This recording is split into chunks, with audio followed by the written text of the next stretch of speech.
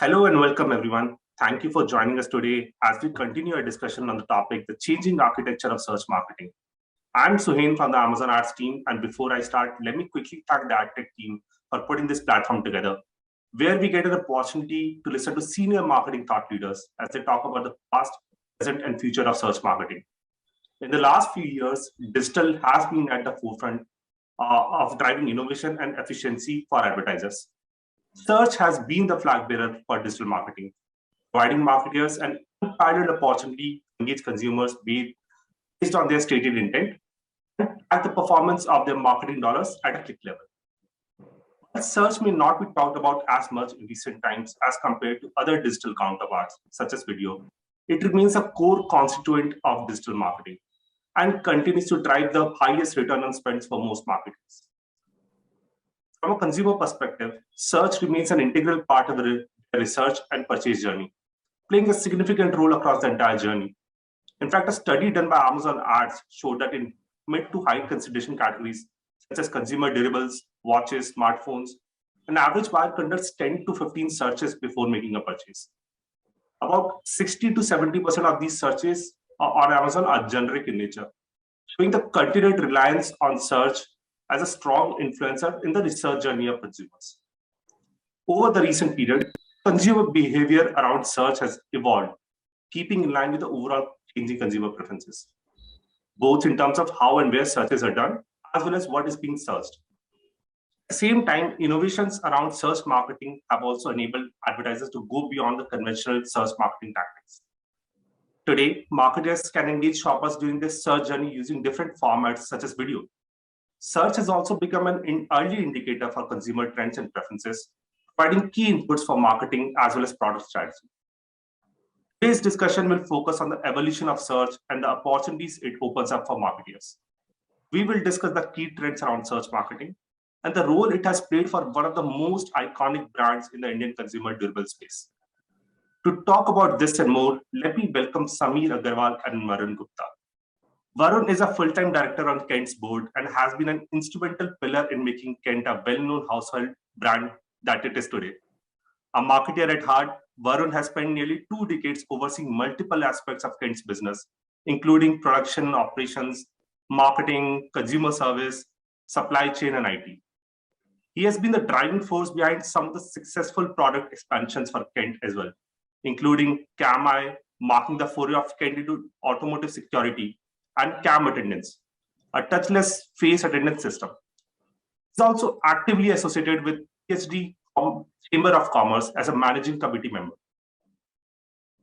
Sameer is the CEO and founder of Imarti Media, which is the leading immersive marketing agency. A product marketing and sales professional, Sameer has 2 decades of experience in building successful ventures, during which he has helped a number of biggest brands in the country grow. His extensive experience in the field of brand building and digital marketing, Sameer has been recognized over 70 times by international and national awards for successful driving digital campaigns for companies like Nokia, Nestle, and many others. A warm welcome to both of you. Thanks for the kind introduction. Thank you so much. You're most welcome. Let me start with you, Varun. When you look at Kent over the last 15, 20 years that you have been working with it, can you just talk us through how did you start with the digital marketing journey for Kent? What were the first media channels that you used and your experience with Steve? I think Kent has been a very early adopter of technology. And we had a website when people didn't think about having websites. I think it was late 1990s also. We started that website and having a digital presence when even the world was, in fact, the Indian consumers were not going on the web. But the idea was to always have a website where the discoverability of products was easy and, the easy navigation so that consumers could find what they're looking for. I think digital marketing per se, I think it was around 2011, 2010. I think that time e-commerce kind of started in India, the ball started rolling. And if I remember correctly, our first e-com platform back then was Home Shop 18. I think it was an NDTV venture, and they were the first ones who, in fact, listed water purifiers for e-commerce. I think Amazon, Flipkart didn't exist back then, at least in India, right? So that was our very first journey on e-commerce, and went very well. Then we realized that Kent also needs to have its own website from where consumers can transact. So we had our own e-commerce enabled website after that. And then, of course, Amazon and Flipkart came to the country, and then the rest is history. A lot of sales happen on the platforms nowadays. But I think from a marketing point of view, Google was obviously the very first platform where we went for marketing. And water purifiers as such is a very conceptual product, was a conceptual product back then, and it required a lot of one-to-one interaction with the consumer. So direct sales was very, very strong almost a decade ago, contributed to more than 60-65% of our overall sales. And to do that direct sales, we needed demonstrations, face-to-face demonstrations with the prospective customers. And we used to use a lot of Google AdWords to generate, drive people to our websites, and then do a lead generation and get an appointment with the customer after that. So there was a very high focus on lead generation through Google, through AdWords. Display kicked in maybe after that. Then Facebook started becoming very, very strong in India, and we started using lead generation on Facebook directly from the platform without driving them to our websites. Facebook evolved over a period of time to optimize that, and that's where we invested a lot of money. YouTube also we tried, but I think YouTube for us never worked very well. But Google still works very well. Facebook still works, and those were the two initial platforms which we leveraged for marketing. Thanks for that, Varun. Let me go a level deeper into this question, right? So we have also all of us have seen this journey of Kent from being a new brand to a leader in water purifier to now a household name across consumer durables.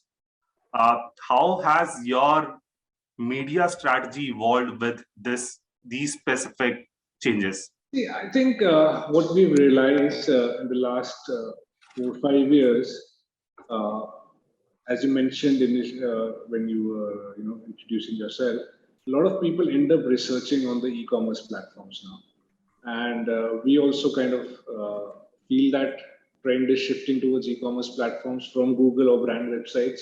I think consumers prefer I think they have a loyal website they go to, right? Either it's Amazon or it's the other one which is in India, and they're loyal to those websites, and then they do the product research on these websites. So we also see that the search trend on Google has dipped, and that has been taken over more by Amazon and less by Flipkart, because Amazon is definitely very, very strong on search, and Flipkart has a lot to catch up on. So our focus has now shifted more on search on Amazon. I think the product is very strong. There are different ways where whether you're targeting brand customers who are searching for brands, or they're targeting for customers who are searching for generic products, or even targeting the competition, right? So we have all the options, and the customers who are on the e-commerce platforms are kind of low-hanging fruits because they're very close to their purchase decisions. They're not in that very high up in the funnel where they're thinking about buying something or not. They've kind of made up their mind, and they're looking maybe for a good deal or good reviews, social validation. I think the feature on Amazon for the bestsellers, I think that's a great feature where you can see the bestsellers. So that's a great social validation of which product to buy if you're confused, right? I use that many times. If I have to buy something, I just go and see the bestsellers. Like, if people have bought this, it must be good. So social validation works very well on Amazon. So yes, a lot of focus on search for Kent now, and now that we've expanded into a lot of kitchen appliances from water purifiers, we see good opportunity to target and build business using Amazon. We in fact have we have few products which are very e-commerce oriented only. We don't do that in offline channels because it's easier to target those customers on Amazon. Interesting. Let me come to you, Samir. Now, primarily from a Kent's perspective, I'm going to double click on the search part. Can you just talk about how search plays what role does search play in the overall marketing strategy today for Kent? Now, let me come to you, Samir. From a Kent's perspective, primarily, what role does search play in the overall marketing strategy today? So, for a brand like Kent, search plays a massive role because Kent has done two things very, very smartly. It built a concept and it educated users at large at a massive scale. With that, the large opportunity that we have when it comes to search is very interesting because typically we see if you go to a normal for any other brand, the category search is very large, or a generic search is very, very large. And a part of it, a certain small percentage of it comes from branded search. But for a brand like Kent, the branded search itself, the brand search itself, towers the category search. So that is the lowest hanging fruit when it comes to a brand like Kent. And search has always played a massive role in digital for Kent. It started with us using platforms like Google, where the information search starts, to generate leads, as Varunji was mentioning, to get lots of demos. And over the years, with the e-commerce platforms like Amazon, we realized that the search behavior on Google is very different when it comes to brand and category on Google versus Amazon.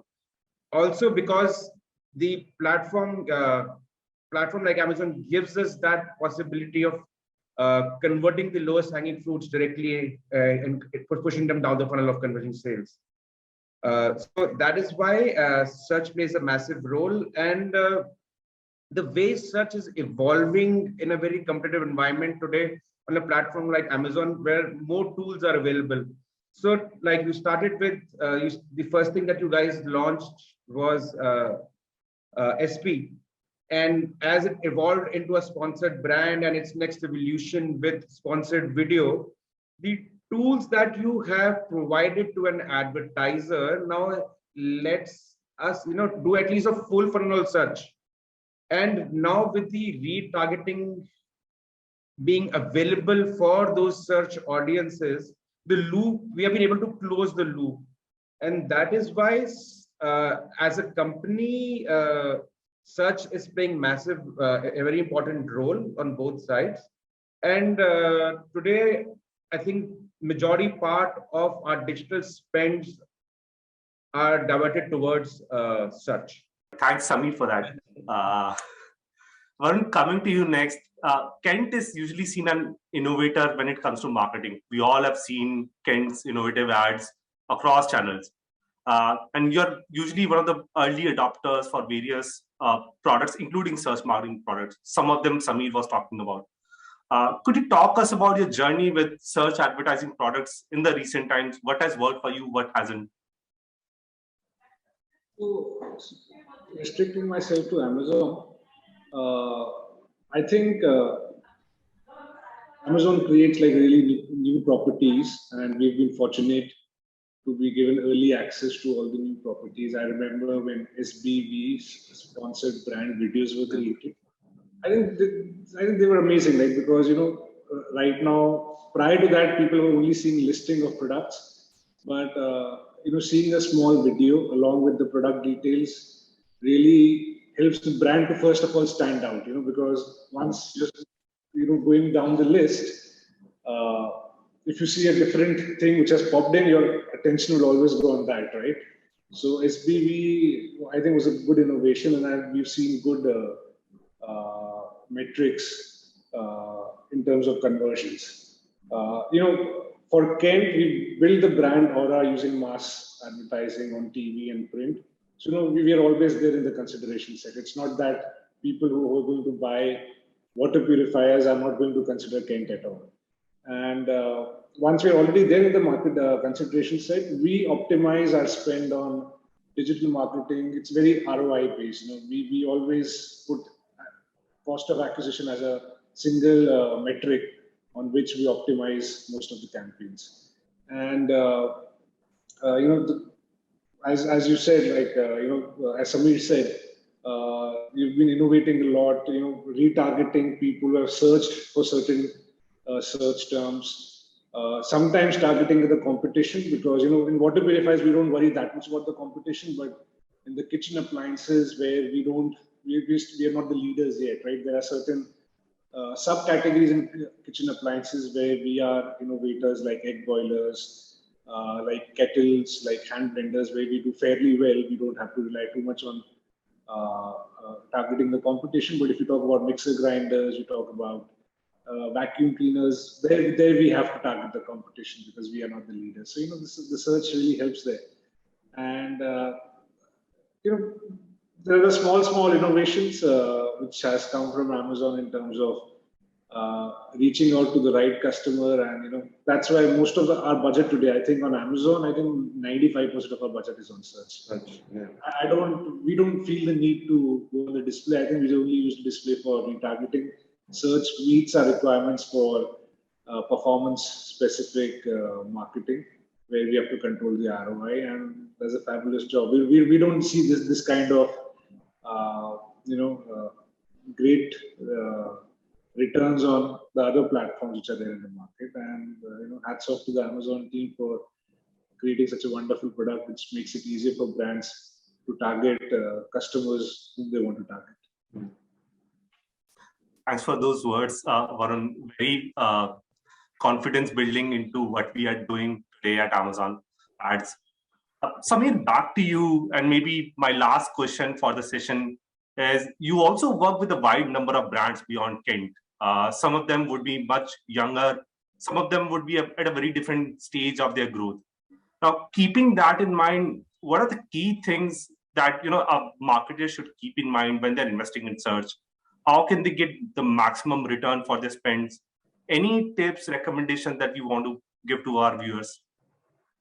Well, there are a couple of things that we have learned in last 2 or 3 years as we're spending more on search with a lot of our brands on Amazon. This is also happening now as the search footprint is increasing for Amazon, and you're going deep. We have realized two very interesting things that really help us in optimizing it. First of all, as any marketer, especially digital marketers, usually fall into a trap of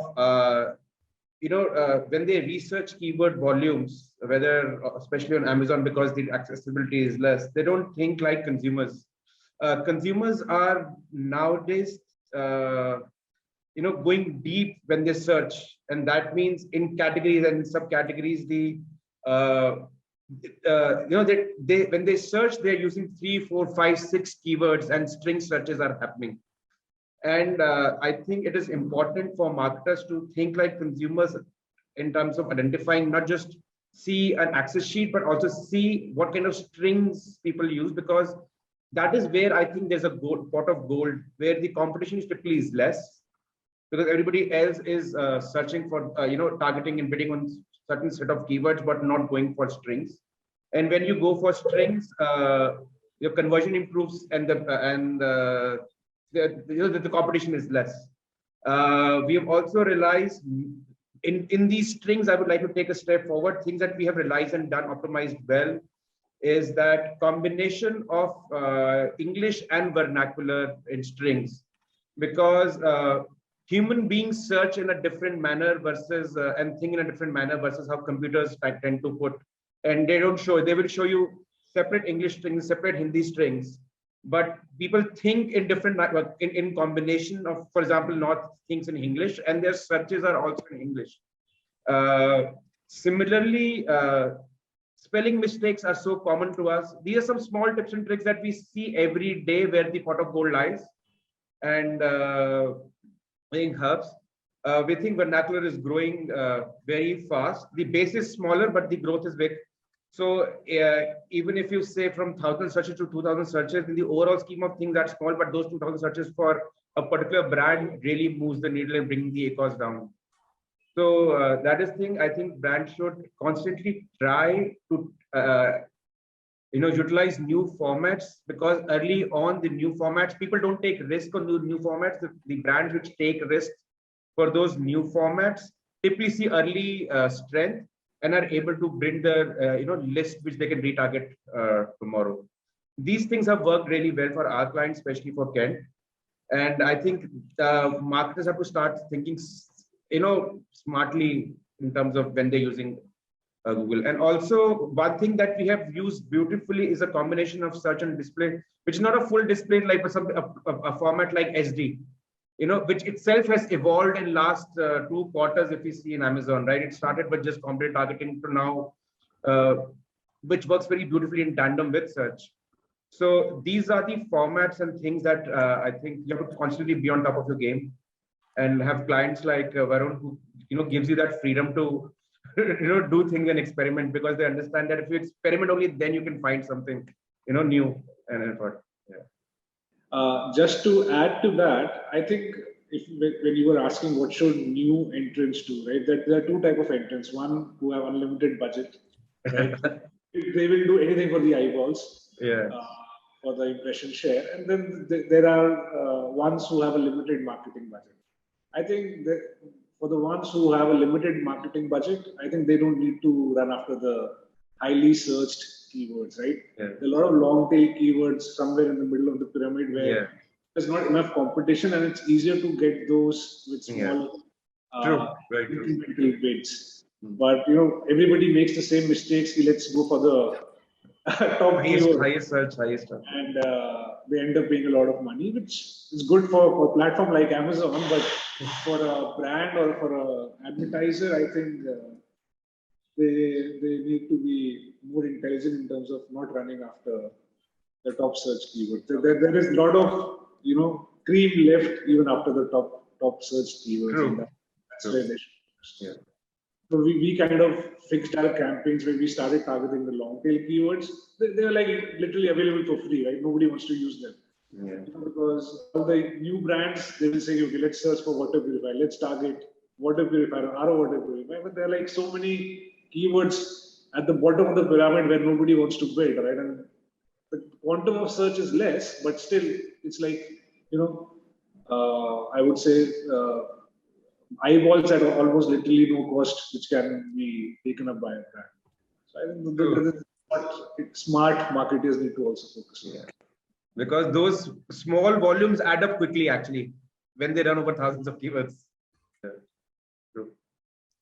Very interesting, Sameer and Varun. I think to me, it's somewhat surprising as well that despite being probably the oldest digital marketing channel, there's so much white space available for marketers today to still optimize, grow, and make better returns for their investments, despite being obviously at probably the highest return on spend any chase they are getting on search marketing, right? So it's very interesting that even what is conventionally thought as probably a mature digital marketing channel has so many opportunities and is seeing so much changes from a consumer behavior front as well. And we've talked about a few of them, including how search footprint is growing, shifting from across channels, how the research online purchase offline, or the online purchase phenomena is driving it, or how vernacular is changing how consumers search. So it's very interesting to look at the space, despite it being old and very matured. There's still so much to do for a marketer within search marketing. So thanks a lot for those valuable insights, Varun and Sameer. This has been really insightful. And as I said, I take a lot of learnings from this session, and I hope our audience as well does. So thanks again. And we'll close this session now. Have a great day. It's our pleasure.